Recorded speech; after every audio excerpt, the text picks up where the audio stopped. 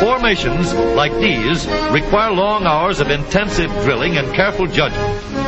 When the troop goes around the corner, the riders on the outside of the turn have to adjust their speed to keep even with the riders on the inside. The man on the outside has to ride a lot farther and a lot faster in order to keep up with the parade. The outside wheels must spin faster than the wheels on the inside because they have a greater distance to travel in the same length of time. When a wagon turns a corner, the wheels can travel at different speeds because each one can turn freely on the axles. And in the early automobiles, the rear wheels turned separately and only one wheel was connected to the engine. But when only one wheel was driven by the engine, it had to do all the work, and it couldn't get a good enough grip on the road to do its job properly. So the one-wheel drive was soon out of date. But if two wheels are locked on an axle so that they are not free to turn separately, one or the other has to slide. So engineers had to find a way to connect both rear wheels to the engine without sliding and slipping on turns. The device which makes this possible is a part of the rear axle. It is called the differential because it can drive the rear wheels at different speeds.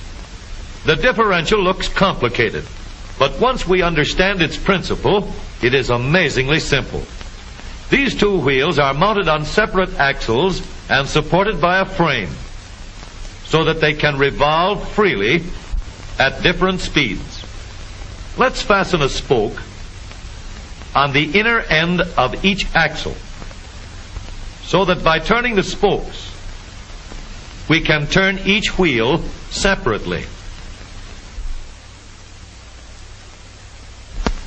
With a bar or crosspiece, we can turn both wheels in the same direction at the same rate of speed. Let's get something to hold this bar in place so that it will press against the spokes. Notice that this support is not locked to the axle. It turns freely. Now, we can spin the wheels by rotating the support.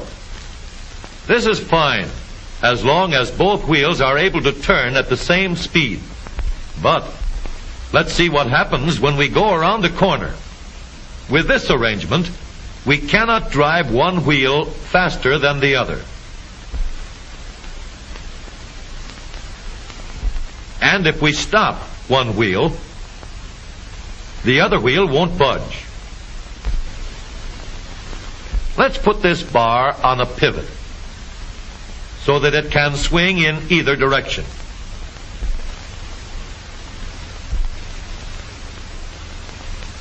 Now, the bar can still turn both wheels at the same speed. And because it pivots, it lets one wheel turn even when the other is stopped. But if turned too far, the bar will swing around until it won't drive the spokes that turn either wheel. We need another crossbar and more spokes to carry on the job. When we stop one wheel, the crossbars will continue to push the spokes of the free wheel around. As long as both wheels are free to turn, the bars do not swing on their pivot, and the wheels move at the same speed. Now we have the working principles of a differential. To adapt the model for use in an automobile, we will have to make a few changes. In order to reduce the jerky action caused by wide spaces between the spokes, we will put in more spokes.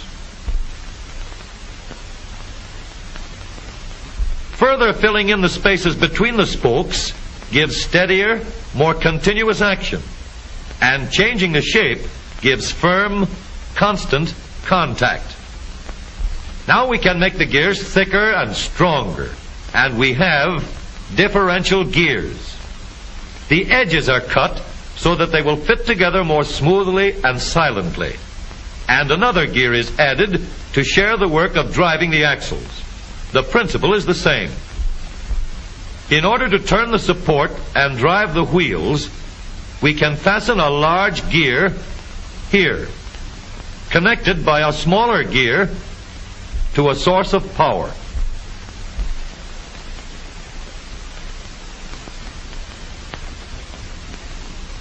Notice that the power is connected to the differential at the center line. We can make our model more compact by moving the gears closer together. When we put our differential in an automobile, we have to leave room for the drive shaft, which carries the power from the engine. We may build the floor of the car above the drive shaft. But if we do, we won't have much room inside unless we make the top of the car high too. Of course, we could lower the floor and ceiling, but the drive shaft would be higher than the floor. This would have disadvantages. A shaft in the middle of the floor of an automobile would be inconvenient for passengers and would be awkward for carrying luggage. Today, engineers have found a way to make the car roomier and closer to the road without a clumsy shaft above the floor.